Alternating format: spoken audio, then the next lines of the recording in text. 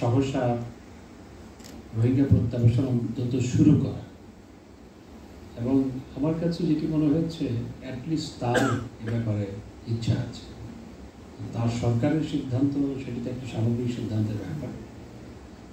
তো আমরা চাই যে অন্তত শুরু হোক, রোহিঙ্গা প্রত্যাবাসন শুরু হোক। হ্যাঁ, এটা সত্য যে আরাকানে এখনকার যে পরিস্থিতি, সেই পরিস্থিতি প্রত্যাবাসনের ক্ষেত্রে একটু অন্তরায় তৈরি করেছে। সেটা যে সঠিক নয় তা নয়, কিন্তু মায়ানমারে গত 50, 60, 70 বছরের যদি ইতিহাস ঘাটেন, সবসময় গণ্ডগোল লেগেছে।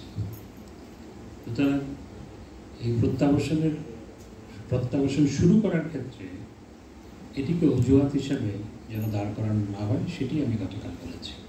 সেগুলো আমাদের সম্পর্কের ক্ষেত্রে কিছুটা রেখাপাত করেছে তো বটেই, সেগুলো আমরা অবশ্যই আলোচনা করব, এবং সেগুলো যাতে সহজীকরণ হয় বা উঠে যায়, সেটি আমরা মার্কিন প্রশাসনের ইতিপূর্বে হোয়াইট হাউস এবং স্টেট ডিপার্টমেন্টের যে সমস্ত কর্মকর্তা এসেছিল তাদের সাথে আলোচনা করেছি।